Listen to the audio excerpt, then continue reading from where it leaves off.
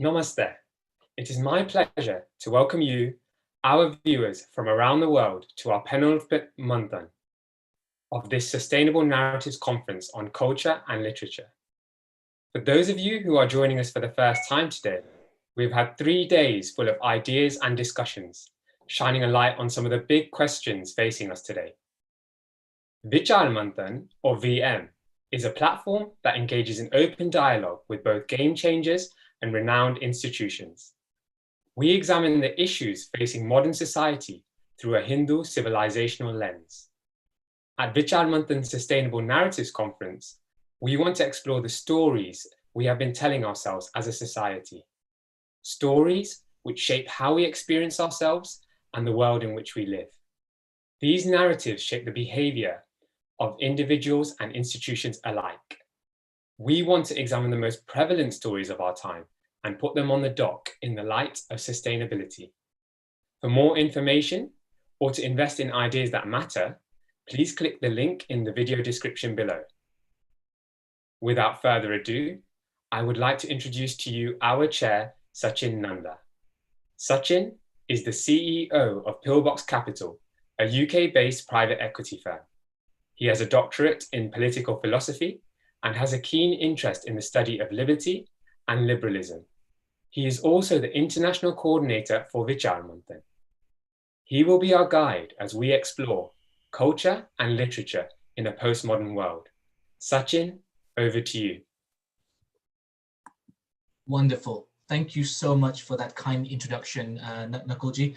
It's a pleasure to be here this afternoon in the UK. Good morning to all of you who are in the US, and good evening to all of you who are in India and in the East. We have got a worldwide audience with us, and this is the final day of this 4-day conference. We've already heard such fantastic in-depth discussions around governance, economy, religion, and today, this afternoon, I'm delighted to tell you that we will be discussing culture and literature in a postmodern world. And with me, I have 3 fantastic panelists and speakers with me who are expert witnesses in this area. First, we have Professor Makarand Paranjape, and he is a professor of English and works at the Center for Linguistics at the Jawaharlal Nehru University. Currently, though, he's in the beautiful foothills of the Himalayas. He is in Simla right now, so he joins us all the way from the foothills there, so he's in the idyllic position.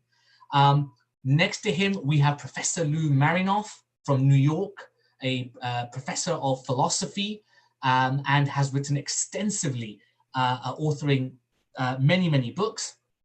Next to him, we have Amish Tripathi from London, and Amishji right now is an author. He has many of you would have read many of his books.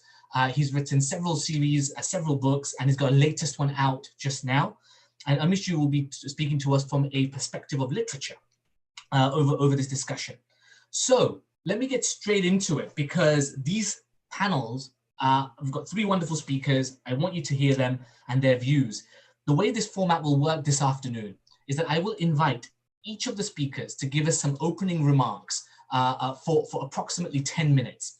And then we will go into what we call a manthan, a churning of ideas between the 4 of us. And in that time, I would encourage all of you who are watching this to be submitting your questions on the YouTube Live. And those questions will be coming and streaming to me right here. And I will hopefully be able to then channel your questions to our expert witnesses in the final part of our panel, before which I will ask them to make some final closing remarks before we sign off. So this will be an action-packed panel. Some really interesting stats I want to share with you in order to frame this conversation. This will be interesting for our panelists to know. So we did a small poll with all our registrants, right? So these are registrants who have registered for this conference. 35%, only 35% knew or felt they knew what postmodernism was. That's the first thing. The second thing is, of the 35%, 81% felt that postmodern ideas are not sustainable. of the 35 that knew what it even was, only 65% of all of our registrants who took the poll said that there is universal truths. There are universal truths, 65%. But here's the most perplexing thing. 68% at the same time felt that there was total relativism when it came to morality and any truth claims. So you can see the confusion that permeates in our society. Firstly, only 35% even know what postmodernism is. Those that know, only 65% have an idea of universal truth. And of those, 68% believe in cultural relativism, which is really fascinating. So we're going to unpack all of this. So without further ado, let me introduce Makarand into this conversation. Makarandji, if you could spell out in your opening remarks, what exactly is postmodernism? So let's make sure we could take that 35% to 100%. And exactly how influential has it been in our modern contemporary society? And to what extent has it been progressive or harmful to our society? So over to you, Makarandji. Thank you, Sachinji. Good to see you, Amish, once again. And my new friend, Lou, namaste to you.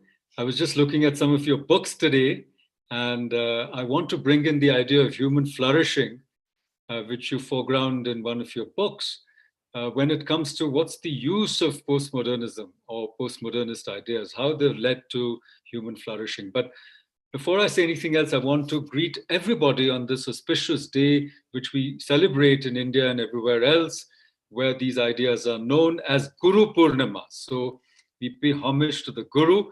And I want to come back to that later if I have time. But I want to mention just one little thing that can open up our conversation today.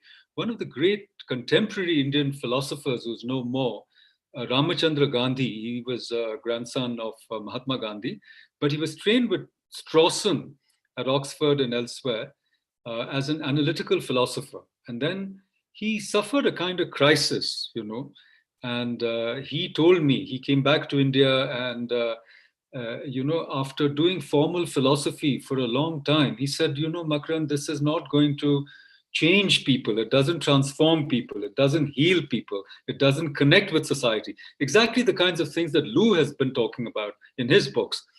And he found his guru in Ramana Maharishi down in Tiruvannamalai in the south of India in Tamil Nadu.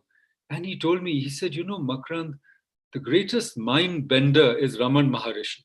So the thing I want to say is that postmodernists were, critiquing logocentrism, what they thought as logocentrism in Western philosophy. But there are other ways to bend your mind, to flip yourself out of the mind without taking drugs or other things, and to see the limited scope of a certain kind of rationality to transform human beings, and human experience. So that's my starting point, because, when people start talking about postmodernism, as you said, most people don't know what it is. And there's a long, gap since postmodernism was very, very important to us, maybe in the 80s, 90s. I studied in the United States, and every university was being taken over in the 80s by postmodernists. And it all started when Derrida came, he came to Yale, he gave a seminar, Johns Hopkins, he gave a seminar in 1968. And there were a bunch of people in the US, Paul DeMann and, J. Hillis Miller and a bunch of other people who then took these ideas and embraced them and took them to a different level.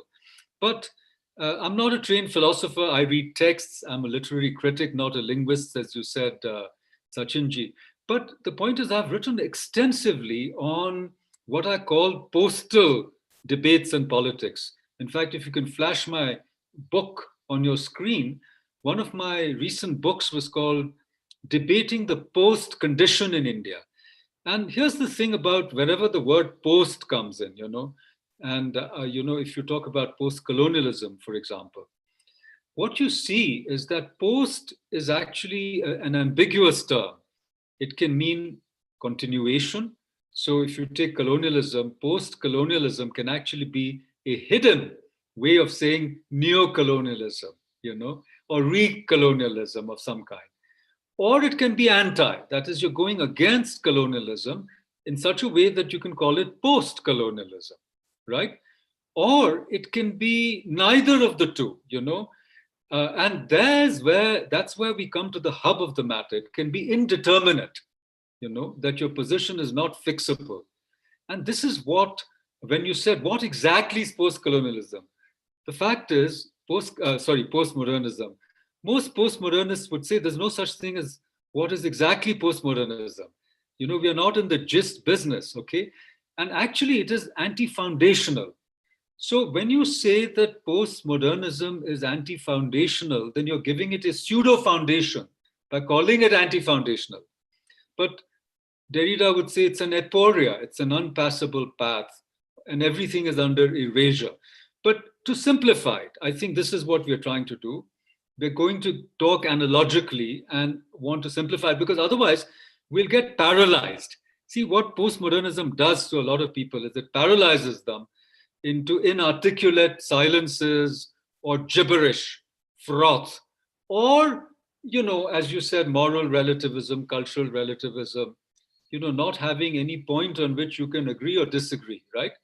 I call it vaguology. In India, it became a form of vaguology, and I think it ruined the careers of many people in literature, philosophy, and the humanities and social studies. But if I were to understand the trajectory of Western philosophy as an outsider, as an Indian, then from the high point of Hegelian idealism, okay, you have two trajectories or three branching out.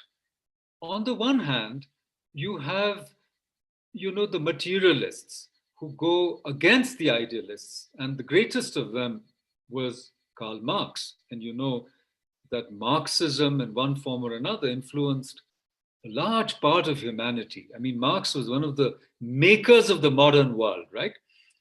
Another trajectory was neo-Hegelians, other idealists, and you can bring that trajectory all the way to Habermas, if you like, where you're still upholding, or Richard Rorty or others, who are still upholding, the salience of rationality, that we are rational agents and we will, as rational people, make choices, and these choices are amenable to arguments, debates, and so forth. And this is how modern society will be. And Habermas called it communicative rationality, among other things, that rationality is not a fixed absolute, but emerges when Amish and I, and Lou and I, and you and I talk.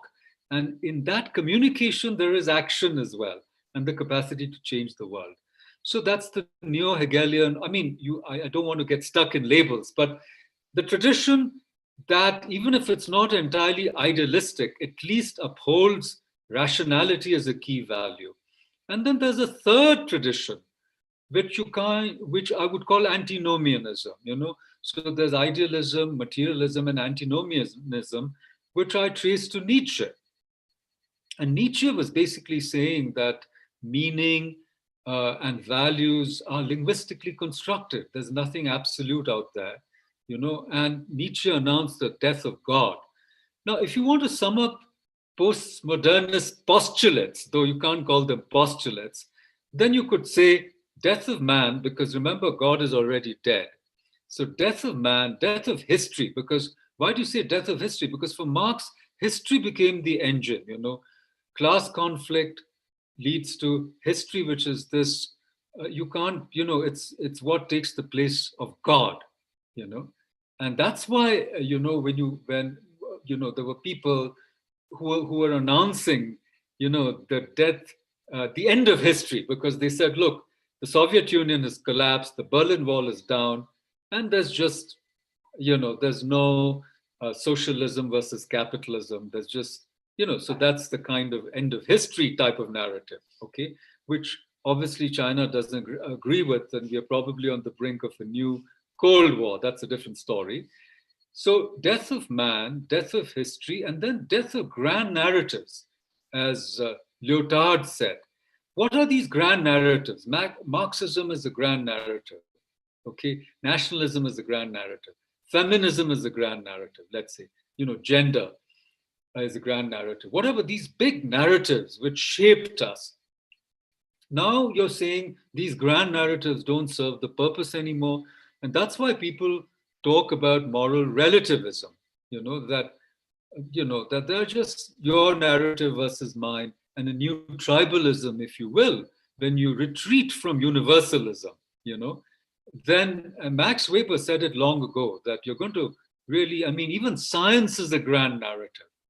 And when you break the, let's say, the infallibility of the scientific method, as J. Paul Farabeen tried to do, he did a great book called Against Method, then what do you have? Even if science and even if, sexuality, for example, what does it mean? You're born technically a male or a female, but that doesn't mean anything, as Judith Butler would say and others would say. So what's happening is this kind of, you might say, instability, destabilization of, these grand narratives, okay? Now, before I come to the utility and the influence, I wanted to say, one more thing, which I think is really crucial, because this is what I've argued in my work, my books, that postmodernism, actually began at a certain point. You can talk about it. It could even be Heisenberg's uncertainty theory. And then the linguists and others took a while to catch up. And Derrida's, critique of logocentrism was possibly, a reinvention of Nagarjunian Madhyamak philosophy, where shunyata, not isness. The universe is not determined by the metaphysics of presence, because Christ is, remember, logos, word made flesh. So the Christians took over the Greek idea of logos, right? So you had mythos earlier, then Plato said, mythos of Hesiod and Homer is not reliable, let's have logos. And then, of course, when the word becomes flesh, that's incarnation, that's Christianity for you. When God enters time, actually. But here's the deal. So even if you can date it differently, you can start it with Nietzsche, you can start it with Heisenberg, you can start it with Derrida's coming to United States, you can start it with the Paris student protests, you can start it with any odd bunch of stuff, I was going to bring in Foucault, there's not too much time. But if I could just get you to wrap up your comments, I've got a question for you, Makarandji, and then we can move on. Exactly. So what I wanted to say is that in my work, I've said, no matter where you believe it starts, it ends with 9/11/2001. See, because postmodernism is about play, it's about indeterminacy, it's about not being able to fix things, and it is authorized and legitimated by stable Western liberal democracies with highly endowed chairs and university faculties, and so there's a wall of missiles protecting postmodernism.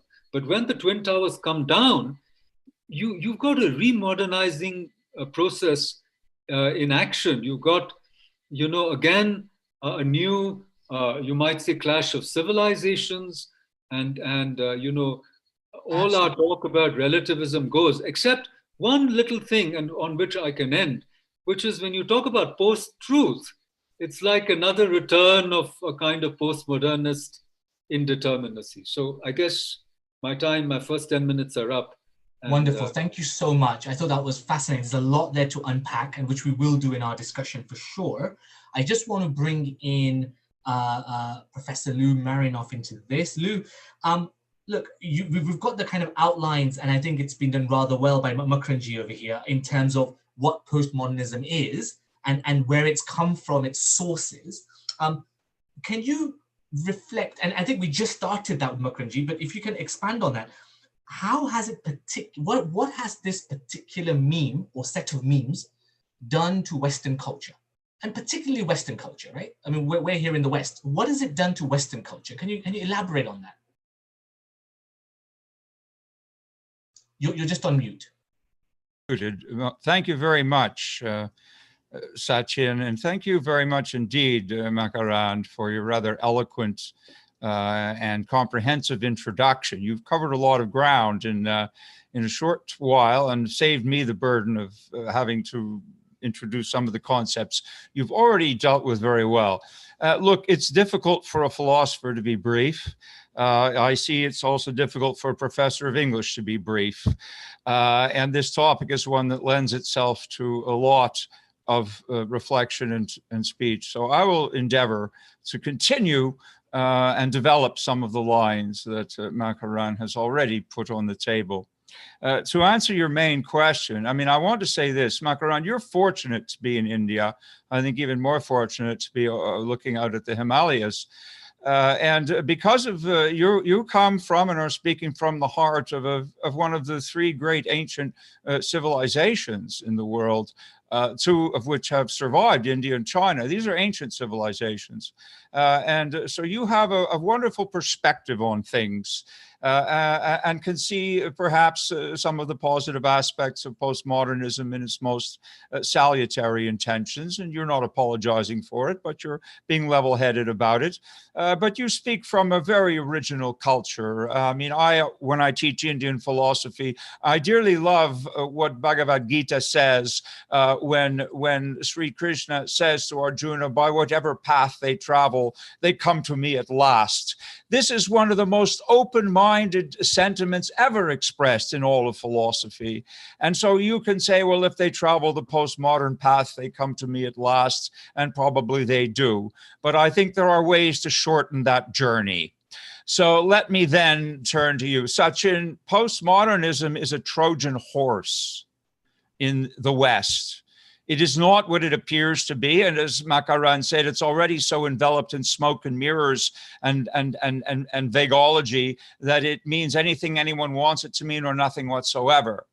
Nothing illustrates this better than the SoCal episode, where the New York University physicist Alan Sokal was so irritated by the gibberish to which Makarand alluded, that he published a spoof called Transgressing the Hermeneutics of Quantum Gravity or something. And he published this in Social Text, which was Stanley Fish's, this Fish being one of the leading lights, or as I call them, leading darknesses of American postmodernism.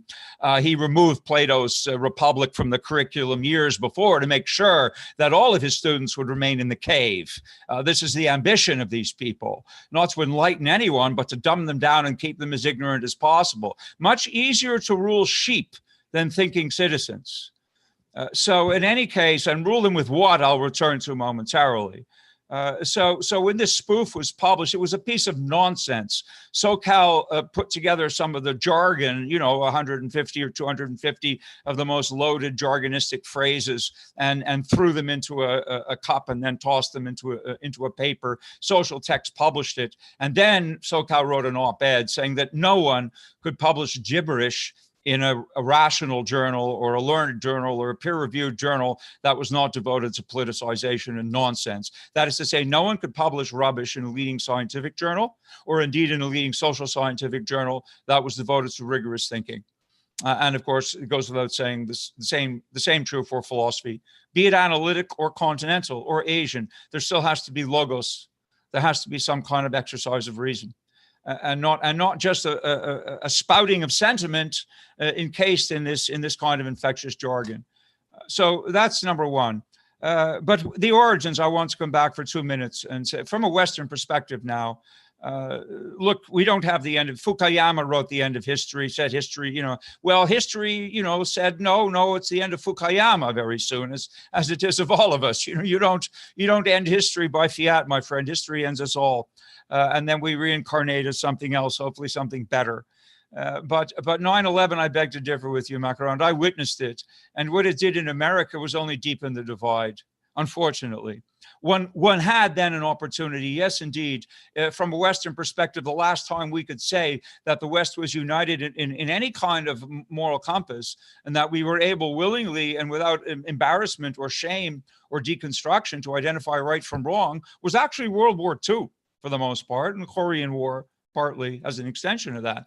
World War II, everyone was pretty much agreed in the Allied countries that that Hitler's Germany, the Nazis, and Imperial Japan under Tojo, and Mussolini's fascist Italy had to be defeated. They were definitely the bad guys, and they had to be defeated.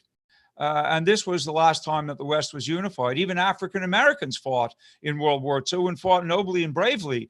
Even though they were segregated, for God's sake, they were segregated in the US still under apartheid in the South. Why did they volunteer and fight in World War II and sacrifice themselves? Because they chose the lesser of two evils. They had some hope that the civil rights movement would mature and flourish, and they wanted nothing more than equal rights in a wonderful society, which eventually they began to win. But they recognized a greater enemy. Hitler would have gassed them all too. So they understood, if you like, where the potential for human flourishing lay, and more power to them for having made that courageous choice. So it didn't end with 9/11, because a lot of Americans by this time had succumbed to the infectious toxins of the thing that postmodernism conceals. Remember, I began by saying it's a Trojan horse. And what's inside of it is Marxism, cultural Marxism, and nothing else.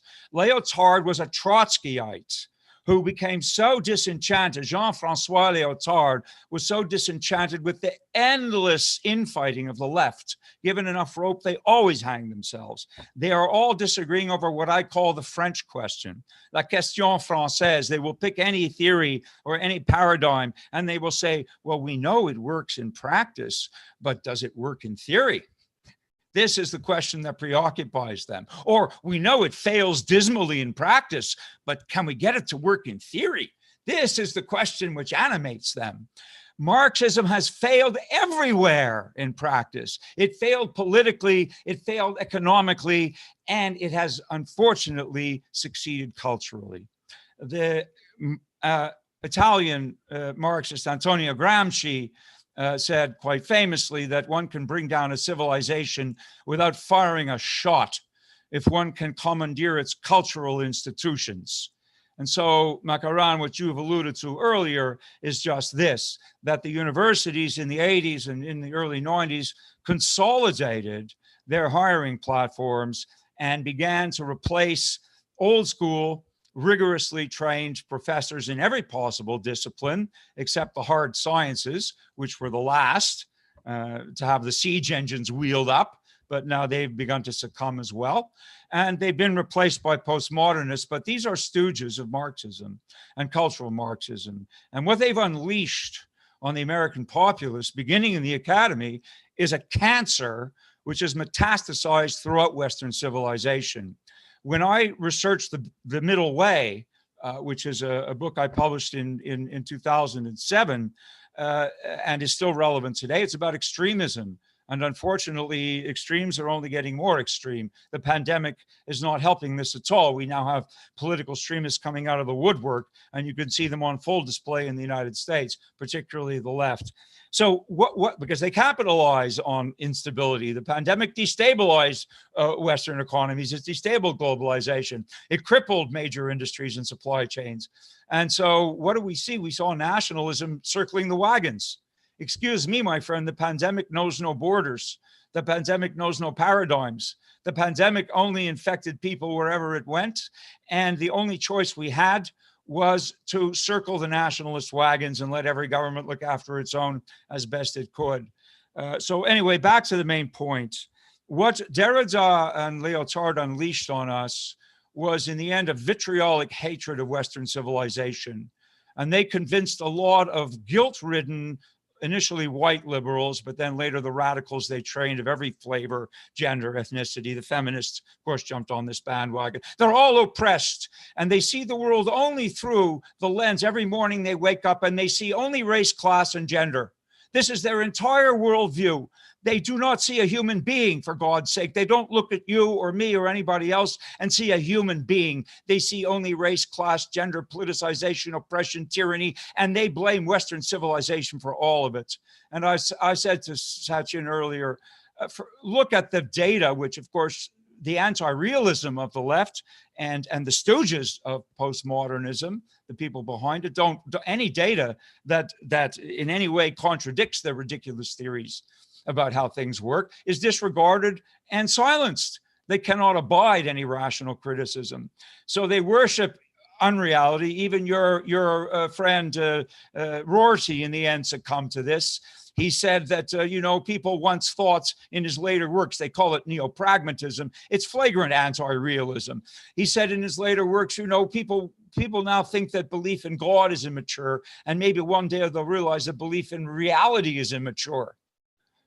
Those are among his last words, belief in realities. I'll say this to you, and to all of them, and then I'll close. If you want to get to the specifics of the toxicity, if you want to understand what kind of cancer it is and why it's now provoked a civil war in America, a cultural civil war that's been raging for 30 or 40 years and is getting worse day by day, it's because the graduates who are indoctrinated social activist warriors, they have not been subjected to or been the beneficiaries of liberal arts education in its broadest and most salutary sense. They've been subjected to relentless political indoctrination from every discipline within the humanities and social sciences, save a few of us who have our fingers in the dikes.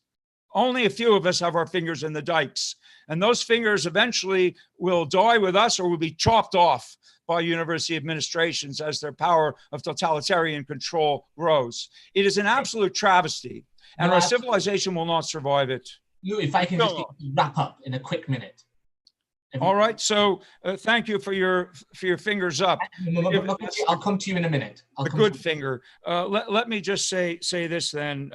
Basically, in conclusion, what we need is a new humanism, which basically recognizes the value of the human being as human, and all of the differences that are exacerbated by the cultural Marxists to continually keep people in a state of agitation, such that many left-wing Americans feel guilty for having been born and blame themselves for 9/11. I witnessed 9/11, and I witnessed the divide deepen because a lot of white liberal guilty people who have basically no understanding of their own civilization are saying, oh, they hate us, it's our fault. Sure, just like if you feel offended by something I say, it must be my fault, right? So you have the right to censor me. You have a remedy where in fact there's no crime.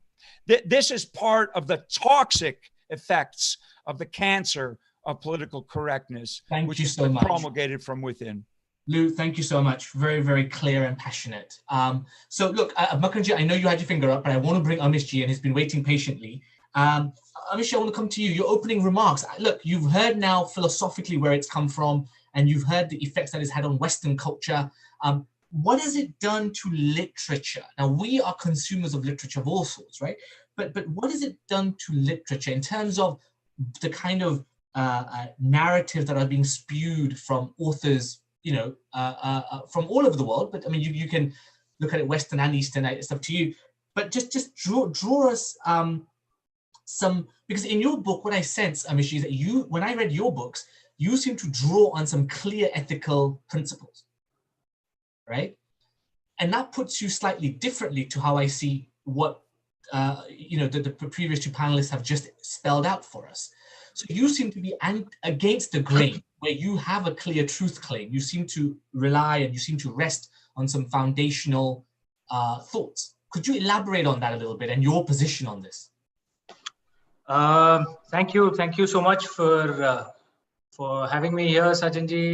Louis, absolute pleasure listening to you, your passion, and Makarand, my friend, wonderful listening to him again. How about if I practice this term called reversing the gaze? I read of that somewhere, because I am not from the Western tradition. I'm not from the Western academic tradition. I essentially graduated in the sciences. I graduated in mathematics, and I did an MBA. So I was completely on the other side. I was never in humanities. My understanding of philosophy is actually completely from the Indian tradition. It's not from the university system at all. So the entire approach then is actually radically different. It's what is sometimes called the Pandit tradition, or sometimes called the Dharmic. I prefer the term the Dharmic tradition. I come from there, and I look at what's happening in the West from that perspective. One of the a few things that strike me very clearly while looking at the West, and then this has an impact on literature, which I'll come to, Sachin. postmodernism and modernism in some ways, and modernism prior to it, is carrying on a tradition that has existed in the Middle East and the West of nihilism, right? Where a new philosophy first comes up with denying everything that existed before. Everything that existed before is Jahiliya and has to be burnt to the ground. It has to be destroyed. Any living memory of it has to be wiped out because it's all, you know, sometimes it was called pagan evil, whatever. But the entire approach was nihilism. That there's nothing of value in the past. Burn everything down, start again. Postmodernism seems to be, at least to me as an outsider, reversing the gaze, as a dharmic person, seems to have that approach, right? And you'll find that any form of nihilism can, for a bit, deliver some positives, because any civilization, from a dharmic lens, you will not be surprised if I say that. The non-dharmic lenses, many people may be surprised by that. In the dharmic way, there is no pure good and pure evil. There is no system which is absolutely perfect with no faults, and there is no system which is absolutely evil and bad and nothing can be learned from it. That's not the dharmic way. The dharmic way is very nuanced. We see balance and something to be learned in everything. There is no permanent heaven, permanent hell. Those concepts are thought of as very childish concepts, you know, in the dharmic way. Why will God of the entire universe, where the earth is not even a rounding off error, be bothered about what you think and then place you in eternal hell? For what sense does that make? It's childish, right?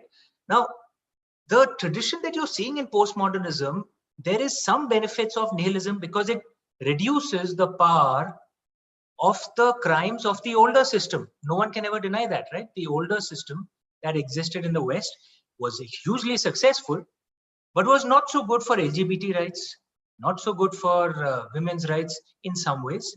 So maybe postmodernism fought it and allowed the space to open up. But now one finds postmodernism, I think Louis used the term cancer, Makarand also used it. It probably, you know, is an appropriate term to use because it's a little bizarre, because the proponents of postmodernism are seeking to destroy the only civilization that can give them life. Okay, the postmodernists will find no home in India.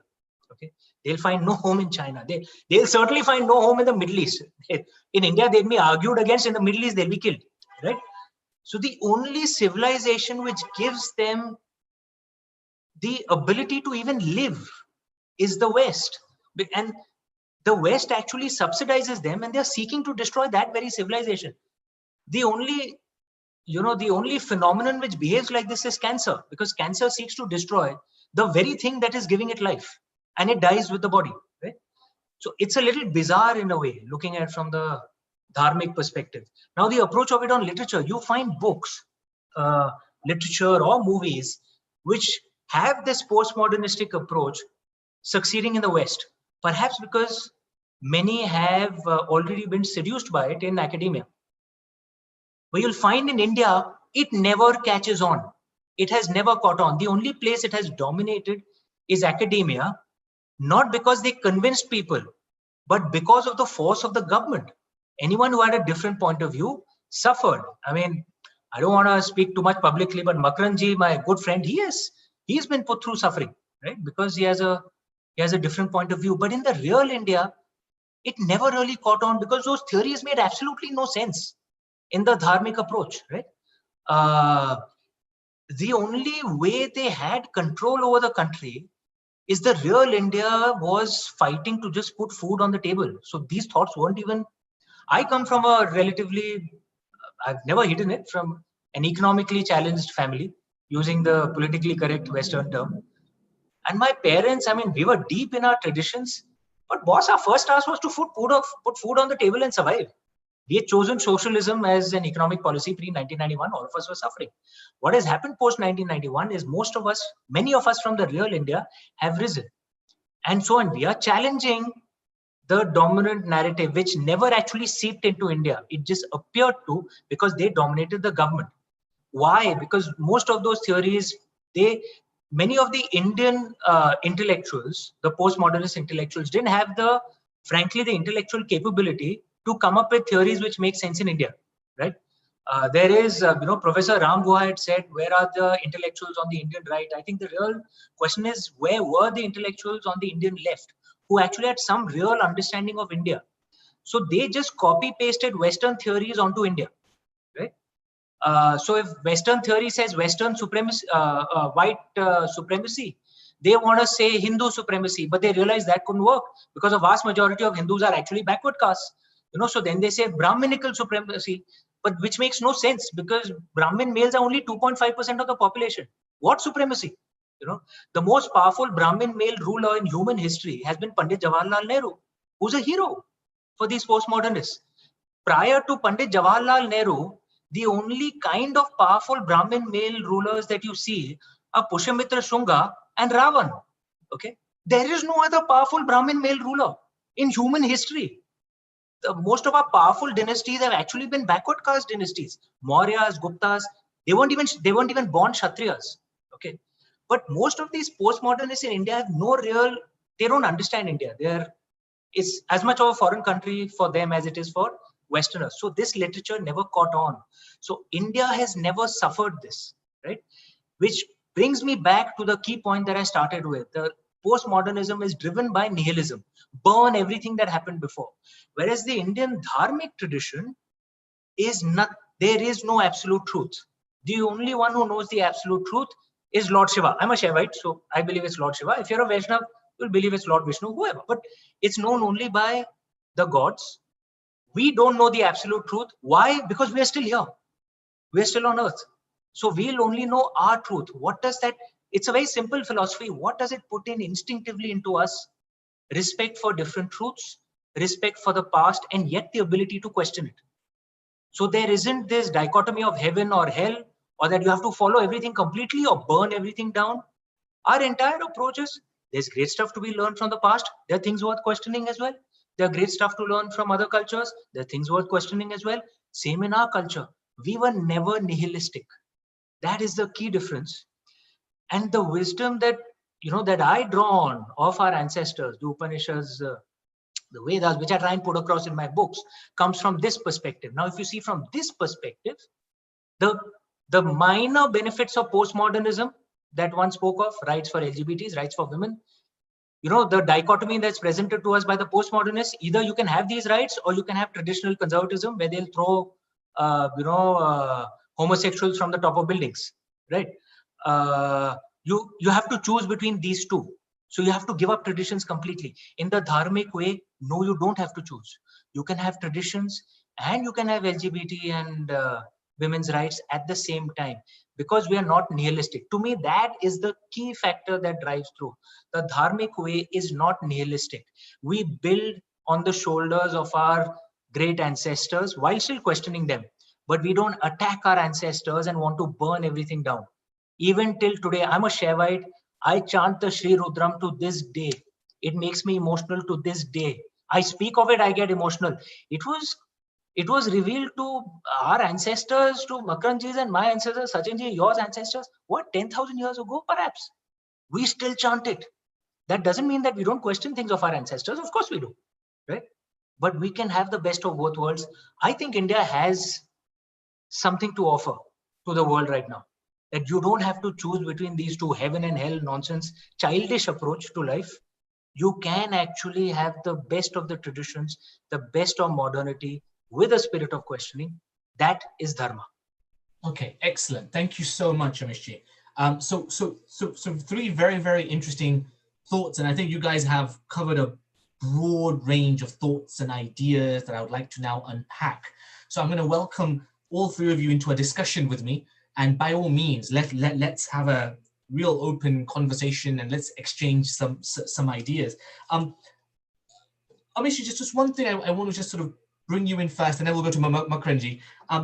Just for you specifically, look, so I totally concur, right? I mean, the first time I really kind of explored India, I was 25, went backpacking after my, sort of during my PhD days, and that was my first time, and, but I recognized something. I recognized that I found two types of people there. I found that you had the Arundhati Roys of the world, who have been widely acclaimed in the West, hardly read in India when I traveled around. Nobody really, they knew of her, but they didn't read her. But in the West, she's really widely acclaimed. Now, she's a classic postmodernist writer. I mean, The God of Small Things is, I would say, in some sense, a postmodern piece of work. I read your work, and it's very, very different. So what I want to ask you here is to what effect, or to what, how influential have writers like her been in penetrating mainstream educationalists, if I can put it that way? You know, Arundhati ji, you know, one of the things we had in the dharmic way is that the name is extremely important, right? We used to believe that the parents, you know, put up the name of a child almost as an ambition, that they want them to grow into this. Those who know our texts know what an amazing woman Marishka Arundhati was in ancient times. An amazing, you know, a Rishika. It is unfortunate that Arundhati Roy, what she has done to that amazing name. No, she wouldn't understand India if it, you know, if it walked up to her and, you know, and tugged at her jhola bag. Frankly, she has no idea what India is. There's this friend of mine called Anand Ranganath. Penetrated the society. She has not. She has None not. at all. The real India does not read her. The real India would have heard of her. The real India would have heard of her if, and has heard of her only because our anglicized elite media insists that she must be heard, right? And you know, all of us have to agree because they insist, right? But actually, no one has read her in the real India outside of Lutyens Delhi, South Mumbai. Got it. No, most people have not. She has in what way or form have her ideas ever influenced anything in the real India? I'm saying it once again. There is an anglicized elite India, which would be maybe 15, 20 million people, which sounds like a lot of people, all right? But in the Indian scheme of things, it's nothing. 15, 20 million people mean nothing. They just had tremendous economic, government, and social power once upon a time. That power is receding now. But 99.9% of India, her viewpoint, and it has had absolutely zero influence. Okay. She, you know, see it in impact on, you know, where she has instructed people on how to vote. She has instructed. Who has listened to her? Thank you. No, right? I got it. I got it. So very, very clear. This is a class of what I was speaking of, that those Marxist theories have not penetrated the real India because actually they don't know how to communicate to the real India. Understood. Because they don't understand the real India. They actually have no idea about the real India is actually a foreign country for them. I just want to bring in Makarandji here. Makarandji, you've been patiently waiting. Thank you. Firstly, you had your hand up when Lou was talking. Do you want to come in and just make some remarks? But also, I've got a specific question for you straight after that. So. Okay, go ask your question. Go ahead, ask your question. Okay. To us. So one of the things that I find perplexing about postmodernism is that it seems to kind of systematically destabilize all ideas, right? So all truth claims are to be challenged, right? And in that sort of reality, and Lou's kind of mentioned it, you've mentioned it, Amish, I just want all of you to kind of just draw it out for me in a bit more clear language, which is that, look, as a human being, as a simple human being, in the West, we are definitely exposed to postmodernism everywhere, right? So India, for whatever reason, they haven't been able to penetrate the topsoil. But in the West, it's penetrated everywhere. Here, you have complete cultural relativism, where people will even say, to the point where, you know, we had Professor Gad Sad on last night, and he said something really interesting. I'm not going to like your thoughts on this, because he said something interesting. He said, it's only the professors and the highly intelligent that seem to buy into this. Now, why? Why is it that the professors and the academia and the government, these elites, are so prone to this? What's going on? Yeah, well, I'll come to that. I raised my hand because I was going to say to Lou that there have been a few, not just conscientious resistors, but very successful ones. In literature, for example, Professor Harold Bloom of Yale, the same place where postmodernism was very popular, it was rife. He wrote books like The Western Canon, and he talked about how we have to center stage aesthetics again.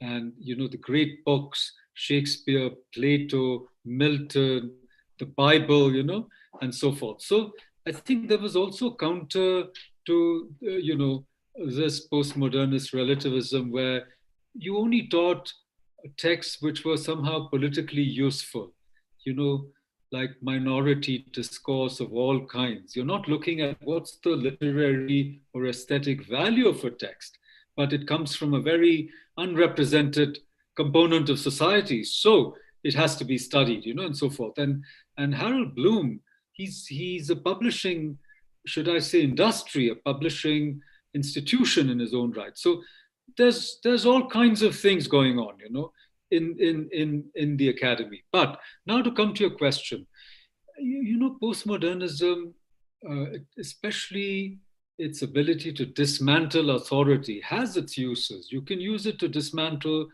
Marxist authority or even Freudian authority. See, like Deleuze and Guattari in Anti-Oedipus, some of these are, very interesting books full of energy, because they said that, they were talking about France is now being led by an Oedipal iron collar. Everybody, is under the, should I say, is terrorized by a kind of psychoanalytic fixation, the Oedipalization, as it were, of psychiatry and so forth. I mean, it's a good book to read. Anyhow, so it is attractive when you want to take a stance against authority. So, suppose you look at colonial narratives. These are powerful narratives, and they're sometimes undergirded by ideas, which are very contradictory. So you talk about liberty in one place, and then you're doing slavery in some other place. So, postmodernism allows you to, in some ways, make a text work against itself, by seeing its pauses, its contradictions. Now, in India, we have a school called subaltern historiography. It was important in its own right, because what did they do? Suppose you want to find out what happened in a certain Bhil revolt, like a tribal revolt in a remote part of India. Now, the people who revolted against the British left no records, right? They were almost people who were not literate, and their folk songs are also not there. Or suppose there's no way to access, the energy of that event when you've got a very small group of people with bows and arrows, standing up against the mighty British Empire, which ruled 24% of the Earth's surface, or whatever, 24 million square kilometers. And with bows and arrows. Why? Because the British had imposed, let's say, a tax on the forest produce, like honey or figs or whatever grows in the forest. And these Bhil said, no, you're stealing our livelihood, so forth and so forth. So now how do you access it? So what you do is you look at a colonial record, and they had plenty of records, and you see a district magistrate saying that we sent a team of 25 guards, sepoys into the forest, and we silenced the Bhils. Now, what does that word silence mean, for example? So you need a special kind of hermeneutics to read his master's voice, as it were, to see what's really happening behind the words, which is basically they sent a bunch of people who went and killed these tribals, and there's no record of that, because the British didn't want to be seen as human rights violators. I'll give you one more little example. I'm in Shimla here, and the Jallianwala Bagh massacre, which everybody knows of today, when on Baisakhi Day, in Punjab, in Amritsar, General O'Dyer, he ordered Gurkha troops to open fire on unarmed, protesters who had gathered at this closed garden and killed, several hundred people. Maybe, official records are about 1,400, but maybe there were more people who were killed. Now, this news was simply not known. And the first news that came out, remember, it was almost summer, and the British Viceroy and everybody was up here in Shimla. And what was really happening was there was absolutely no news of this anywhere.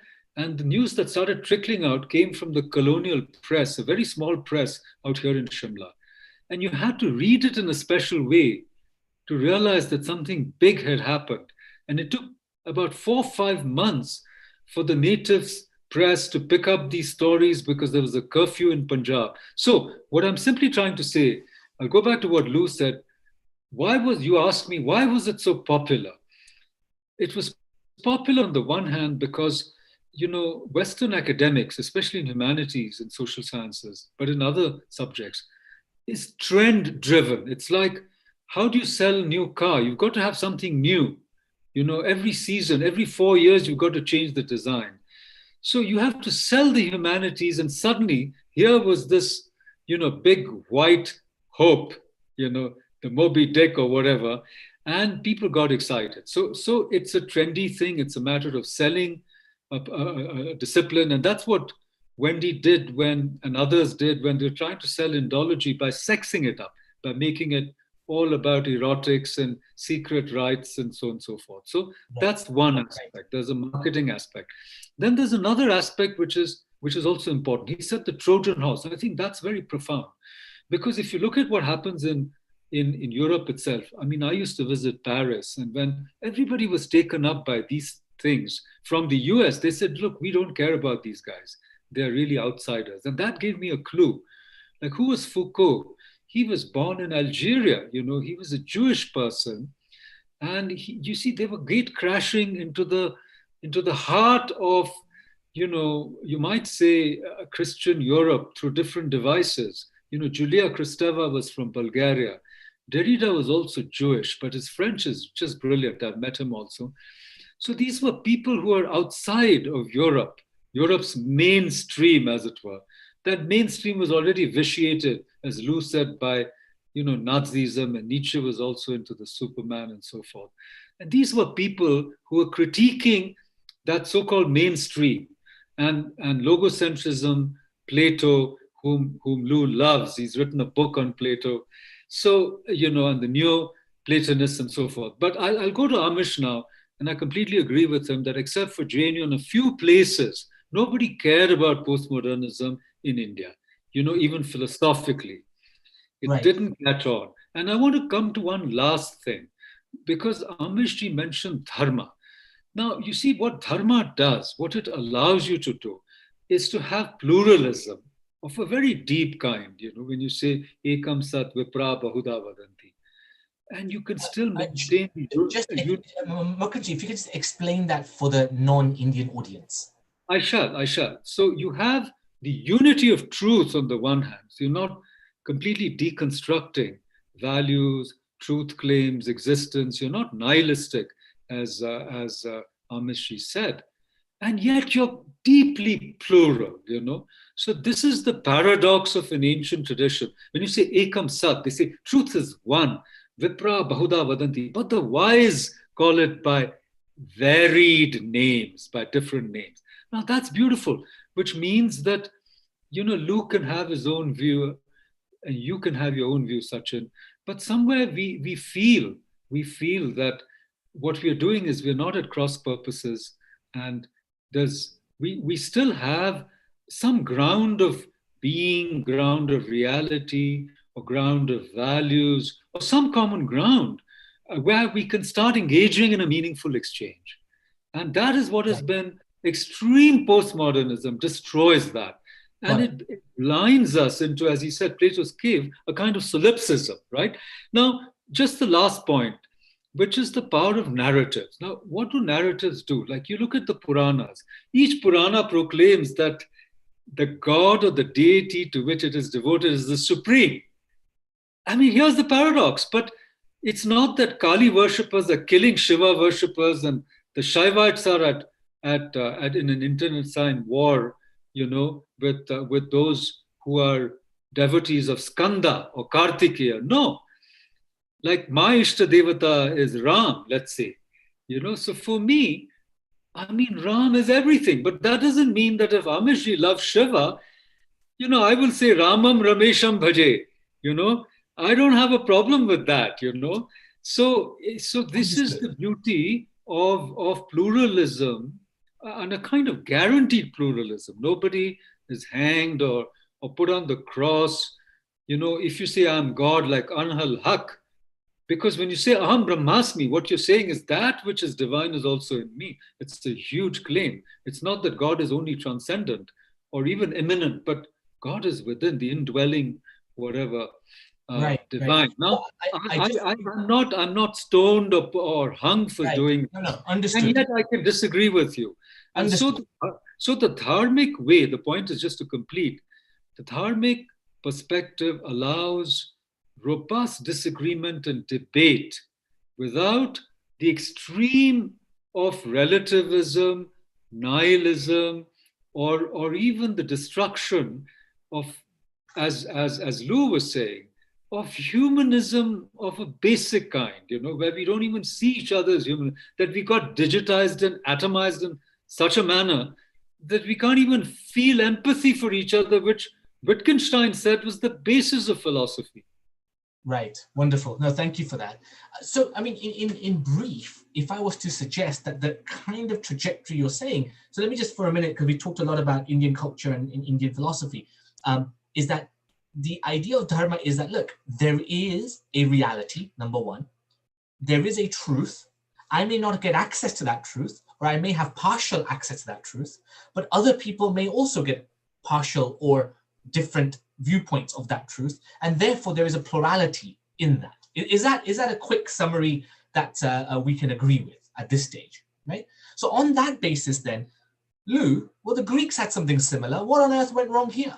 What's gone wrong here? Was it the demise of the church where we lost all? So hence when Nietzsche says God is dead, and what he meant was that the power of the church was waning, and effectively you now had this rampant consumerism, individualism, was it that caused postmodernism to come in?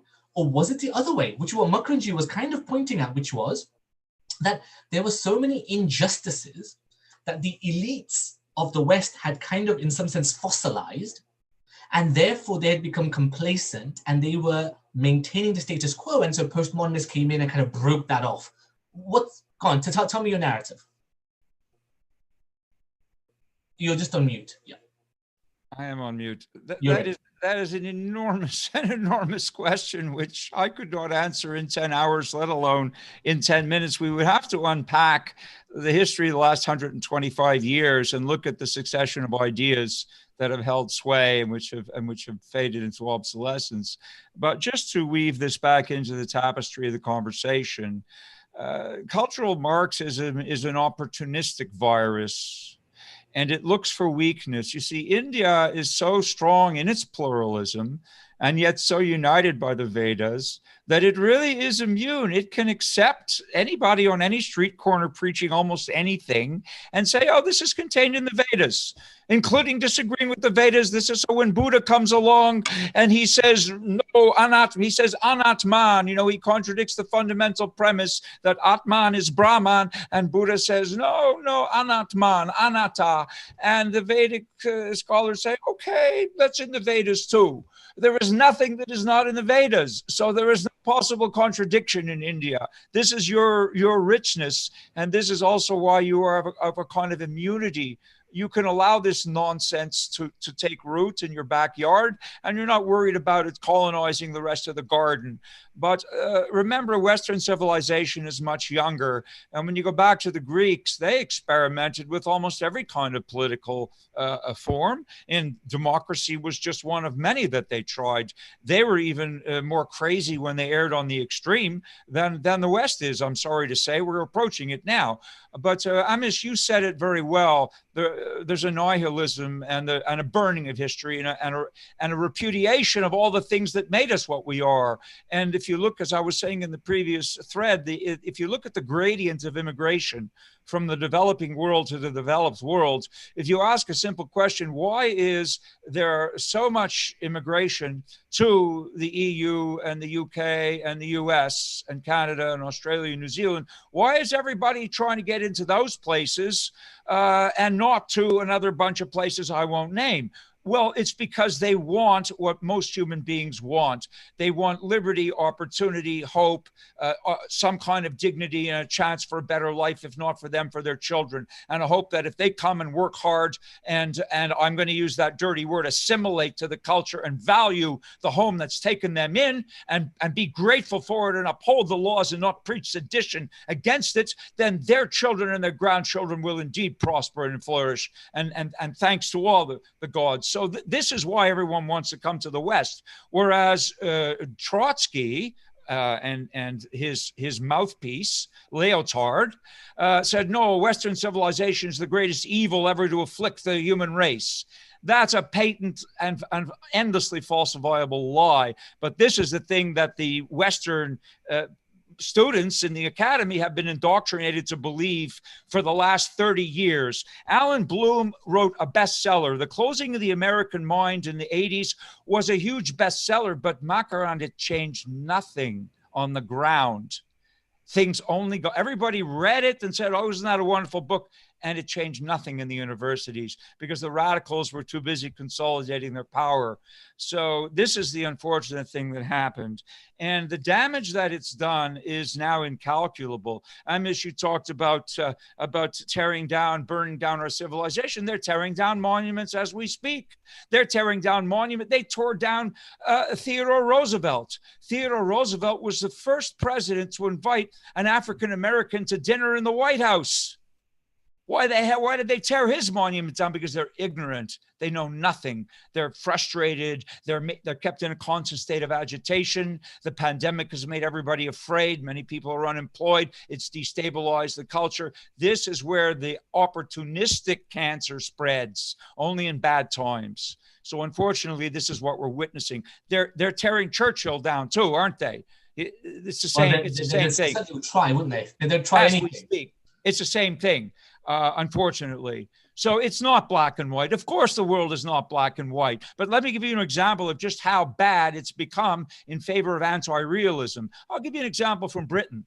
Prior to, and we'll bring feminism into the picture, because women are more than half the, they hold up half the sky, maybe 52% of the sky, as they love to say in China. They hold up half the sky. They do. So they're human, right?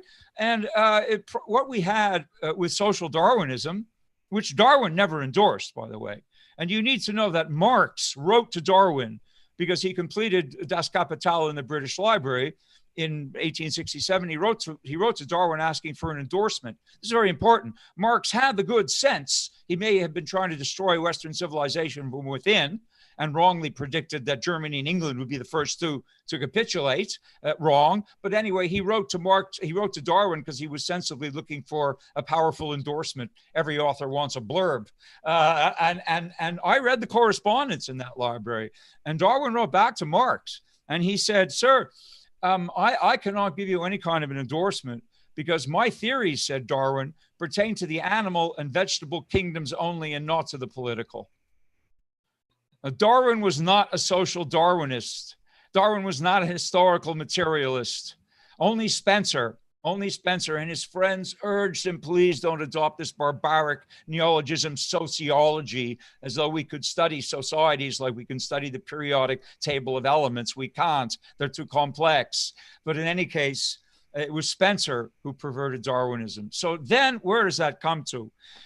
Most of these people on the extreme left are kept in such a constant state of agitation that they cannot abide reality. And so one of their defense mechanisms is actually to deny reality and to live in a delusional state of mind, which only makes matters worse. Let me give you a couple of examples of how reality is denied. I used to moderate a public forum in a New York bookstore when there were bookstores. And this was a public, every month I was in there pro bono. And people could come in and talk about anything they wanted. We had 30, 40, 50 people in a bookstore, a public forum, discussing anything they wanted to put on the table. You couldn't even do this on the campus by the 90s. And we were doing it in a bookstore. It was a public space. People were glad of it. We even had the news media. It was actually national news that people were actually free to discuss something in a bookstore. Imagine, national news. We had Wolf Blitzer in there. So here's the point. We were discussing truth one night. And I asked a simple question. How much is 1 + 1? And most people were willing to say 2, but not everybody. This was around 1997. And there was this one a girl in the audience who looked very shocked and disturbed and upset, and was in a body language like this. I said, "How much is 1 + 1?" And she cringed, and I asked her, "Why are you afraid of this question? And why won't you? And what do you think 1 + 1 is?" And she said, "I refuse to answer." And I said, "Why?" She said, "Because I don't want to answer in case my answer offends anybody."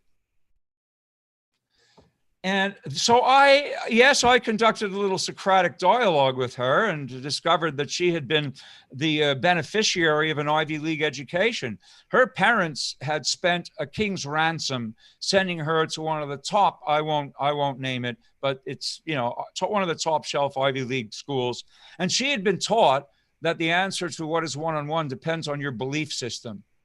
So in other words, Hume's distinction, which is so vital to the development of science in the West, Hume's distinction between fact and value, that there are facts in the world and that there are truths in the world, and that we can discover them by reason, or by reason informed by experience. In other words, experiment, yes. Science progresses as an alliance of theory and experiment. It's falsifiable, as Popper said. It's self-correcting, as democracies ought to be on a good day. And it leads us to a body of reliable knowledge, not to ultimate truth, because ultimate truths are beyond reason. But in any case, it gets us a long way. And that's why everyone wants to come to the West, because we have fabricated over the centuries and through the rights revolutions, to the democratic revolutions that have taken place, a model of best practices. No, it's not perfect, but everybody in the world who's coming to the West would see it as preferable, not perfect, preferable to what they're leaving. So 1 + 1 is not 2, because according to deconstructionism, which is Derrida's contribution, Lyotard basically denied that any paradigm could be truer than any other. All right. So he basically destroyed any foundation we have for believing in science or believing in theology or believing in democracy. Then Derrida did the same with language. What Lyotard did to paradigms, Derrida did with language. Amish, a Texas oil man wanted to donate $20 million to Yale around the same time for a great books program. And Yale refused the money. And they refused the money because they said there are no great books. By this time, they had been so deconstructed that they refused to identify a short list of great books of world literature that have made a huge difference to our global civilization. They refused because Marxism says that all books are equal. All right. Okay. I want to bring all of you into this. Thank you, Lou. That's quite striking. I want to bring it into contemporary sort of area now, right? So we've talked about postmodern. We've talked about where it's come from. We talk about postmodern. Can somebody very briefly, I don't mind who, but it has to be fairly brief. What is modern? What encapsulated modern? Anybody want to talk about that? Go on, Makarand. I want to come in very briefly. See, there are two different people. There's Alan Bloom, who wrote The Closing of the American Mind, and there's Harold Bloom, one of the great literature professors at Yale, who wrote the Western canon and did, what you were saying they didn't want to do, which is to preach all over again the great classics, right from Plato and the Bible up to, D.H. Lawrence and James Joyce. Anyhow, so I was just saying that there's also a counter move, and he became an institution in his own right. You can look up his books. And before we come to the question of modernity, which is, I think, crucial, really, really crucial, I want to say one more little thing. Oh. And I think we've lost him. No problem, Lou. Amish, anybody want to take that? Yes, I'll give you a quick sketch, okay? Go on, yeah, go for it. Very quick. We could speak about modernity as something that emerges from the Enlightenment and the scientific revolution. We're talking about Europe. Then we're speaking about modernity as something that follows on the heels of the Enlightenment, the two democratic revolutions that took place toward the end of the 18th century, namely the American and the French revolutions, and the rights revolutions that began to follow into the 19th century. The Industrial Revolution and its excesses, which were rightly vilified by Marx. I mean, there are parts of Marxism which, as a humanist, one would agree with, the exploitation of people and the debilitation of the slaves of the of the machine and so forth were horrifying things. But modernity begins with this notion, I believe, that governments are indeed accountable to the governed, and that government ought to be by the consent of the governed. So we're looking at some kind of democratic picture, and what follows from the democratic revolutions or rights revolutions, and also the furtherance of scientific inquiry without political interference, right, and freedom of expression, and certainly giving women the vote and making and giving equal opportunity to all. These to me are hallmarks of what I would call modernity. Giving people freedom of religious expression, but not giving them freedom to impose their theocracy on others. This right, is also a hallmark right. of modernity. Okay. There are several hallmarks. Yeah, yeah, and I want to kind of, Amish, I can bring you into this. You've now lived. You're living in London right now. As you said, you were brought up in India. You've got exposure to both cultures, and you're seeing what's happening. What's the way out of the rabbit hole, right? What is the way for the fly to leave the fly bottle, right? How do we get out of this mess? How do we begin to ascertain and sort of some foundationalism, some truth in the world, right? How do we begin to change our culture? Is literature the answer? If so, how? Let me unmute myself. Okay.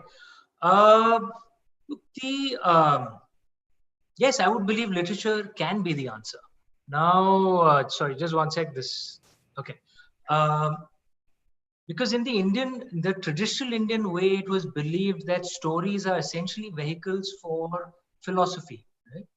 And why would you communicate it through stories? Because as Muriel Rukeyser said, the universe is actually, so beautifully, that the universe is not made up of atoms. It's actually made up of stories. Right? We absorb stories a lot more easily. One of the things in the Indian canon is Ved Vyas ji, he put together the 4 Vedas. Hence, he got the title Ved Vyas. His original name was Krishna Dwaipayan. In every age, the Vedas are lost, and then someone compiles them together again. Ved Vyas ji did it for our age. Hence, he's the Ved Vyas. But he also composed the Mahabharata.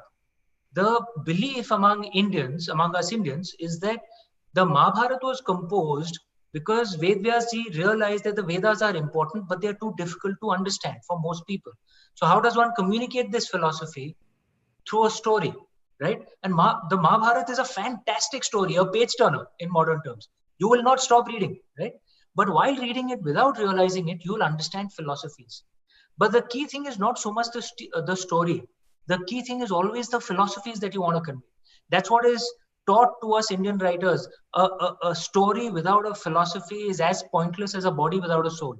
How beautiful is that? And Lou, could you imagine what philosophy? And what philosophy you put across? One of the key things we have to understand, which is so deep in the Indian way, which is why cultural Marxism has not made any headway out here, is there is another aspect as well. This belief that there is no perfection in humanity.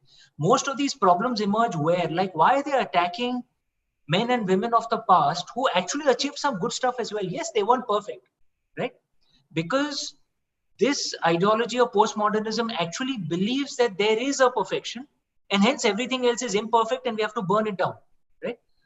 So one of the things that perhaps must be surrendered is the concept of that there is perfection possible. Barack Obama had said it nicely on stage once, that many people who achieve good things are complex people. They have faults, right? And you have to understand that, because the world is complex. No one is perfect. One of the things that surprises me, I'm living in the UK, there are some people attacking Mahatma Gandhi. And I'm like, if even Mahatma Gandhi is not good enough for you, then who is? And I'm not saying Mahatma Gandhi was perfect. Of course he wasn't. He himself said he wasn't perfect, right? Right. And he wasn't born a Mahatma from his mother's womb. He became a Mahatma over decades. He made mistakes and he learned. That's what human beings are. And if we can understand nuances, we will be able to appreciate complexities in human beings as well. I'm in the UK, and since I'm an Indian, I am nuanced enough to understand that for the British to say Winston Churchill was a great man is understandable, because for them, he was a great man, right? He defended them from Nazi Germany. Fair enough, for them, he was a great man. For us Indians, he was worse than Hitler. He ordered a famine, he ordered a man-made famine, which killed over 3 million Indians. So for us, he was terrible. But since I'm an Indian, I can accept two contradictory thoughts in my mind. That I have every right to criticize Winston Churchill because Hitler didn't kill any Indians. Winston Churchill ordered the death of 3 million Indians. But at the same time, I can sincerely and openly appreciate a modern British person's attitude of seeing Winston Churchill as a hero, because for him, he was a hero. So Right. I won't No, want to beautifully attack that statue. This is essentially understanding that there is no perfection. Human beings are fundamentally complex. And that is, if you get this, then your theories will actually compute to reality. If you Right. don't get it, your theories can only survive in the ivory tower of academia. And only when you force people and someone is subsidizing that academia, then the theory runs. Right. The moment that subsidy stops or it hits reality, it collapses. Wonderful. Thank you. Now we've got Makarand back. Makarand, welcome back. Makarand, you were just in the middle of just quickly outlining what modernity meant for you. Now Lou kindly mentioned that, and so he kind of took over the baton. Makarand, I'm beginning to ask now the question before we move to audience Q&A, and there's a whole stream of questions flowing through. I just want to finish my thought. I'm sorry, yeah. I got cut off. I lost my internet. But let me just ask you this question, Makarand, and then you can wrap it in both, right? Is when you explain, when you finish your point, I'd like you just to begin the conversation on, look, Amish, you very rightly took the conversation into how do we get out of this mess? How do we begin to move from this in a progressive way? And he mentioned literature playing a very powerful role in actually disseminating philosophy into storytelling. So I just wanted to catch up with you. So if you can expand on that as well. Absolutely. I was going to say that what modernity does in some ways is it combines, a certain kind of monotheticism. I call it monothetic, not monotheistic, with the capacity to bring about a lot of destruction, okay? Now, what I'm trying to say is if you look at the three great Abrahamic faiths, for whatever reason, it's the Hebrews who didn't go around, conquering other lands and destroying other civilizations. But I was talking about Catherine Nixie's book, how Christianity destroyed the classical world. And then I was coming to Islam. And what Islam did is it destroyed the rest of the classical world, more or less. Now, what I was trying to say is it's not...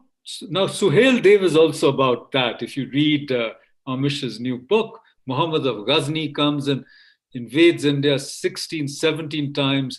And who were these Ghaznavids? They were Persianized Turkic people. And then the Ghoris were Buddhists, actually. So it's a very fascinating history. We don't know much about it. We need to know much more about how people adopted some of these faith traditions, which sanctioned this kind of plunder, vandalism. And now in modern times, it's communism which does it. See, now look at what China did in the Cultural Revolution. Look at the great leap forward of Mao. I mean, it makes Churchill pale in comparison, 40 million, 50 million. And Frank Decotta, who was teaching at Hong Kong, I don't know if he has the freedom of speech anymore to do the work he's done. 4 books, his China Tetralogy, incredible books. So I'm just sort of plugging into what Lou said. There's something valuable about liberal democracies. And I think in the post-COVID world, people have to decide, do they want to live under authoritarian regimes, even if they manage pandemics better? Sometimes I feel that people rather get sick than to be completely thought controlled, They'd rather be free to mingle, of course, with some safety measures. But so now coming to your question about storytelling, I think for people like me, I've seen the Arundhatis, I've seen the Chetan Bhagats. I think what Amish does is something totally different, and I think, pardon my saying so, it's also slightly postmodern, Amishji, because you've taken great liberties, with the narratives, and you've also, as it were, captured the not so well-known narratives. In Sita, you don't go to the Valmiki Ramayana. It's a Sitayan you're doing. It's not a Ramayana. And you've taken a lesser known text, right? In which, actually, I don't want to be a spoiler, but the relationship between Ravan and Sita is very different from what is imagined. So one of the great things that Amishji does, even in Suhail Dey, he takes a Persian text, as the source, a romance written 400, 500 years after the event, and then turns it into a very contemporary book. I think that's a little postmodern. So to finish what I'm saying, the thing about being Indian today is there's no retreat to the past. There's no golden age, okay? The classical Indian civilization has been destroyed. It can't just be, we can't reconnect with it in some magical way. And even what Lou was saying is only partly true. Actually, we've reconstructed our past during the colonial period when it was, none of these texts were known to most people in India. Very few people knew them. And the wealth of knowledge we have today is partly because knowledge has become public and open and not confined to very small groups of people, okay, who are carrying on difficult traditions by memorizing long books in the most adverse of circumstances. So what we're talking about today is renewal and new creation. It's not going back. And I think that we're no longer talking, if you ask me, about the East and the West, or man versus woman, or Hindu versus Muslim, or man versus God, or man versus nature. We're talking about a consciousness revolution today, which is for all humanity. And we're looking for seeds of this revolution from all traditions of the world, okay? It's not as if there's some exceptionalism, Hindu exceptionalism. I'm not very much in favor of that, frankly. Right, so right. We have to proceed very, very carefully in a very open-minded way. And as you all said, like, okay, Mount Rushmore, we know that Jefferson was a slave owner, fine.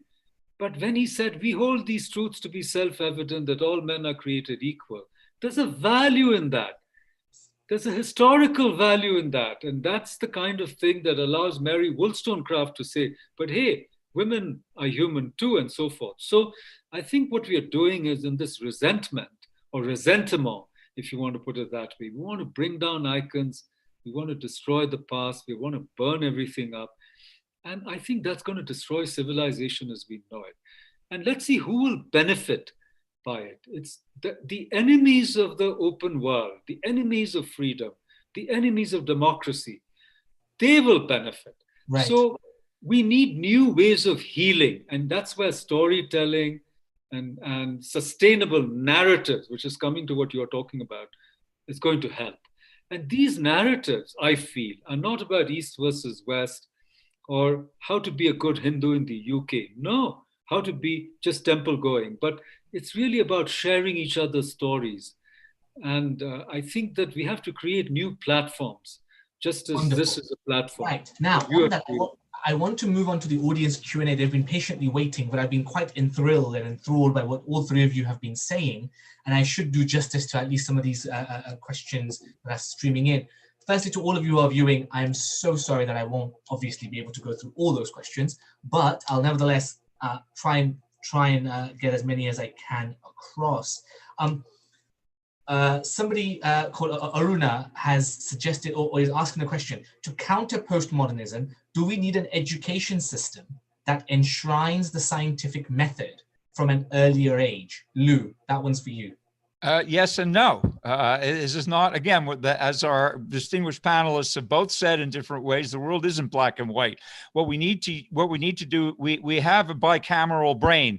We need to engage both hemispheres. We need logos and mythos. The fully emancipated and the well-educated human being has some basic understanding of science and logic using the left brain, and also has some appreciation for music and arts and literature and creativity, poetry, using the right brain. Why do we have to pick and choose? This is one of the problems with education, is that it forces, at least in the US, it forces students from too early an age to specialize, and it has become siloed. And one of the great things that we could do is to break down the silos and expose, look, we're all handed, some of you left, some of you right, we all have a stronger eye, we all have a stronger stronger foot, and some of us probably have a stronger hemisphere. So my advice would be work on the weak one. Take the weak link in your cognitive chain and develop that one, okay? And then you'll have a better appreciation of your own humanity and of others. And so actually what you're suggesting there is the education system needs to move towards human flourishing rather than just simple facts and information and knowledge gathering, right? We have another question from Shyam. This one's for you, Makarandji. He's saying early on, and it's a good spot, this audience is sharp. Early on, you picked up something called, and you mentioned it, a new humanism, right? You mentioned something like a new humanism. And then you touched on some of those traits just now as you concluded. I think what he's asking here is, what are the key principles behind this new humanism? Now, can I suggest to us as a panel, well, what does the term re-modern look like for us, right? What does a re-modern world look like? And what key principles, Makarandji, do you think that world needs to have? You're on mute, Makarandji. You know, I met this very fascinating Israeli psychoanalyst and therapist, and she was working on ancient Indian texts, the Upanishads, and looking at the rishis like Yajnavalkya. It's a great rishi from the Brihadaranyaka Upanishad. But she was seeing them as human beings who struggled, you know, through human problems, who had conflicts, who fought and became great individuals, great human beings, okay? And she said, you know what we need? Her name is Noah, by the way. And she said, we need Atmanization, not individuation. And she's a Jungian also, and it really made me think. Explain that a little bit more. So, you know, what happens is both Freud and Jung wanted to create individuals who could balance their id and superego and had a very highly developed ego, very responsible ego, and would then become pillars of society, could take responsibility, act, and so forth. Because people driven by the pleasure principle run amok, and people who are too tightly controlled by the conditioning or the superego and so on and so forth are deeply repressed and neurotic. So Freud was also about human flourishing, by the way. And that flourishing came through balancing these. And we just heard about left and right hemispheres and so forth. Now, for me, Atmanization is better than individuation, better relatively, because you see, because Atmanization has room, you know, for transcending the ego altogether, whereas the West has been very uncomfortable with that. The oceanic experience, Freud thought was a pathology. Jung wasn't. Jung's Red Book, by the way, is an interesting document. But, you know, he stopped short. Now, for the ancient Hindus, for the sages, including the modern ones, Raman Maharishi and Sri Ramakrishna, they were deeply individuated in the sense they did what they had to. Look at Sri Aurobindo. For me, he was the greatest intellectual, for me, of the 20th century. He absorbed the West. He read, you know, all these writers, the great thinkers. He knew Greek, he knew Latin. He translated the Upanishads, the Rig Veds too. And he came up with something completely new, a new way, you know, which he called supramentalization and all. So for me, Atmanization is like that. The re-modern world, to me, is not a re-modern world. The re-modern world is one in which reason is replaced, not replaced. And this is what I've said in my book on Vivekananda. You know, what happens is, in the hierarchy of human faculties, you're not dislodging reason and descending into an antinomian cycle, you know, which is what happens in the West. You raise reason to the heights, you enthrone it, and then you dethrone it. And that is what Horkheimer and Adorno said about the Nazis. They created a killing machine which was so rational, mind you, you know. It was so horrific because it was so rational. And its rationality hit the monster of the lurking irrationality of this rationality. So that's a beautiful point. I mean, to throne reason and then to dethrone it. I mean, that's a beautiful phrase, and I'll remember that. I'm going to copyright that from you. I'll give you all that. That's brilliant. I thoroughly like that. So just to finish, when you Atmanize, what you do is you recognize reason, but it's not your highest faculty. There's illumination, there's intuition, there's a kind of empathy where you nod at me, I don't need to hear you speak. I can feel what you're thinking. And this, so there are higher faculties that we need to embrace. And these higher faculties can lead a world of greater responsibility and compassion, and also of great self-regulation. We need self-regulation. We're running amok. We're using up the planet and its resources, And I think that's why I keep saying that it's an inner revolution that we need, a psychic, spiritual, a consciousness revolution. And then it has to be worked out and moderated by an outer evolution, And we have enough food to feed everybody today, There's 7 billion people or a little more, and we have enough food to feed, maybe 14 billion people. And it's going waste. So there's a crisis of human reason. Of human consciousness. I think Krishnamurti says it, doesn't he? Yeah. I just want to get one more question in where I'm conscious of time.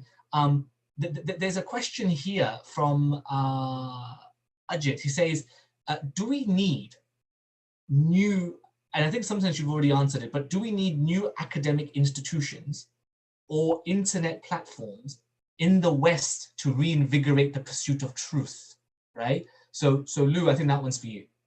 Well, sure. I also just want to say to Makarand that, we did this in the 60s,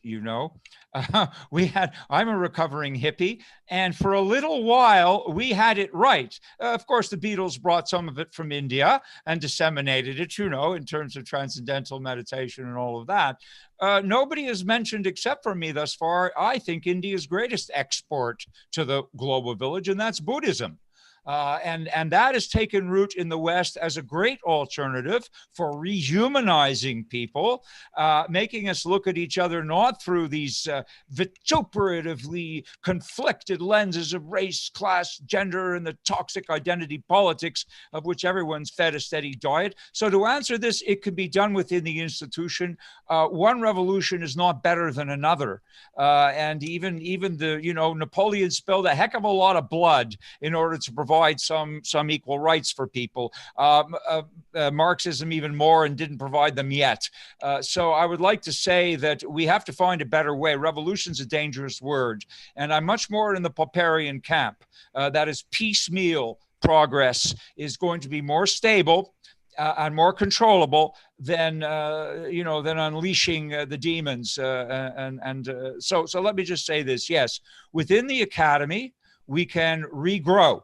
And we could do this, and it's happening already. It's just that we don't have a big platform within the institution because of the monolithic power that the cultural Marxists hold. We don't have a voice.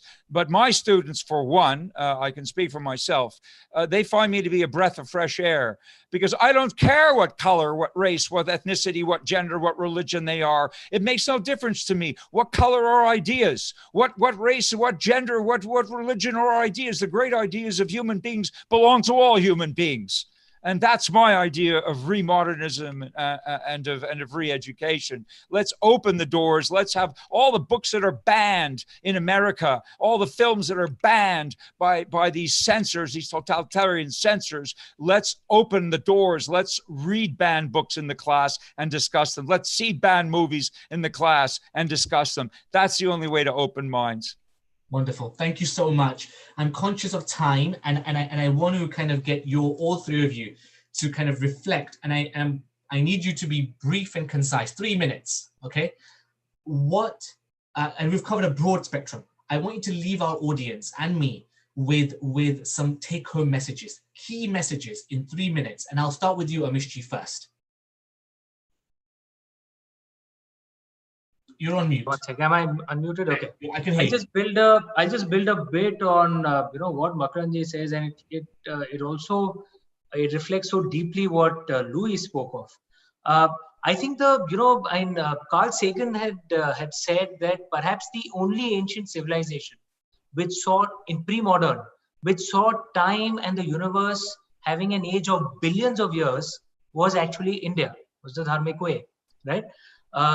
And if you read the Bhagavad, many of them actually have scientific theories. The key difference between ancient Indian scientific theories and theoretical physics even, and the modern theoretical physics is the presence of the concept called consciousness. Modern theoretical physics believes that everything is inanimate and the universe just happened because of an accident, right? Like you just throw some pieces of wood in the air and it will land down as a grand piano, right? Whereas the ancient Indian way believed in the concept of consciousness, which is there in every single one of us, right? In the West, this is equated to the creator God, which they believe, which then immediately things, they start thinking church, religion, which is not the concept of consciousness at all, actually. It is a misunderstanding of it, right? And I think if we can imbibe the concept of consciousness, this fundamentally changes the way we look at things. Why is it easier for Indians to be environmentally conscious? A politician doesn't have to fight too hard to make Indians accept sacrifices for the good of Mother Nature, because Indians don't see the Mother Nature as a resource to be exploited. They actually see her as a goddess to be worshipped. Why? Because there's consciousness, there's the Brahman, there's the divine in the river, in the trees, and everything. This fundamental concept changes the way we look at things. Can we bring this out through our stories? It's a very complex concept to understand. Can we bring this out through our stories? One of the things that is kind of hitting me at the back of my mind. I'm a diplomat, so I cannot be too open about it, right? But I would like all of us democracies to work together.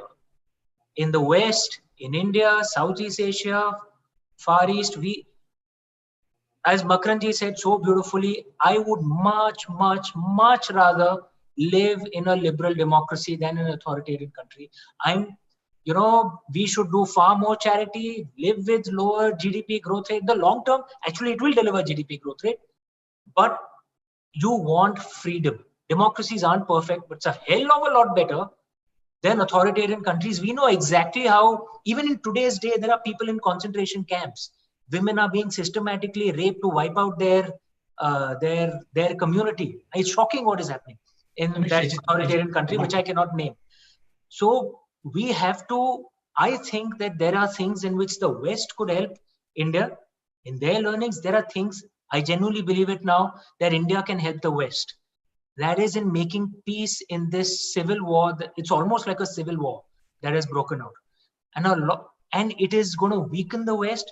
It is going to weaken democracies, which is not good for the world. I genuinely believe India actually has an answer to bridge this gap. A lot of it is essentially understanding the concept of nuance, understanding the concept of consciousness, understanding that there is no perfection, that you don't have to have nihilism, that you can have contradictory thoughts in your mind. If India can communicate this, perhaps we can help the West.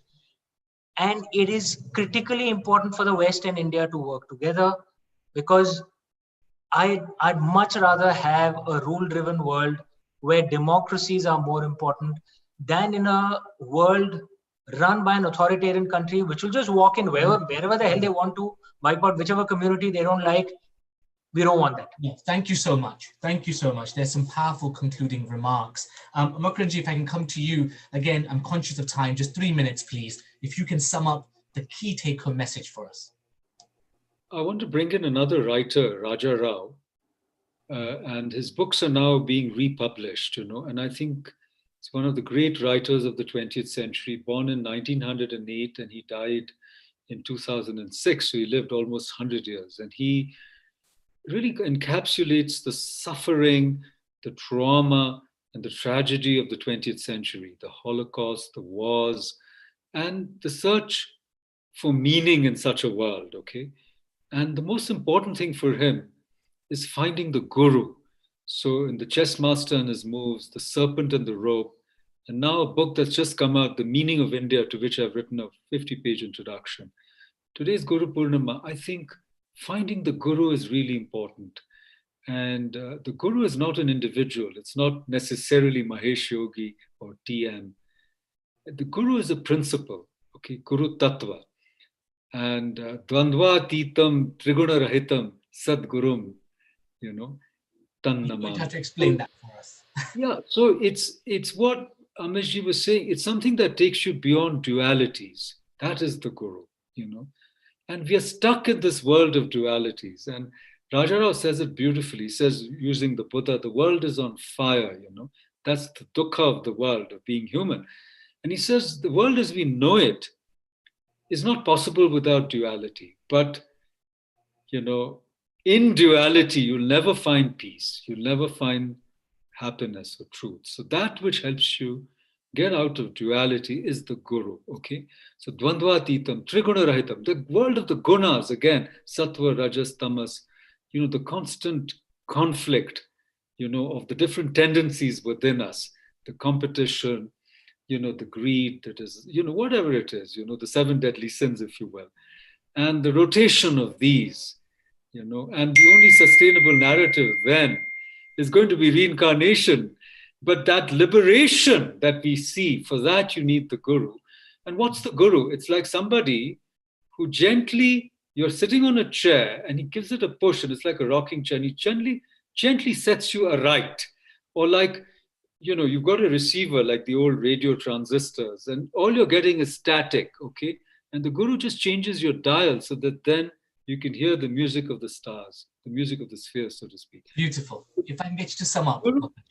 Right. So the guru is that which flips you out of the world of duality, incompleteness, unhappiness, and takes you to that realm from which, many things become clearer than they are. Thank you so much. Fantastic. Thank you so much, Markandji. And finally, Lou, some closing remarks, final 3 minutes. Well, I don't deserve the last word, but let me thank you and our co-panelists for providing a very engaging and hopefully an illuminating platform.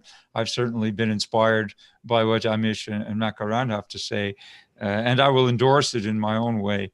I think that we see in the West an increasing number of people who describe themselves as spiritual but not religious. That's certainly true in America. For a complex, of course, host of reasons. But there is a very large number of people who are quite moderate, quite reasonable, and not at all represented politically. Absolutely not. Not in our two-party civil war. It is a civil war, Amish, and it's been going on for a long time, and it's getting worse. It's a cultural civil war. And the people caught in the middle are people who don't like how far left the left has drifted.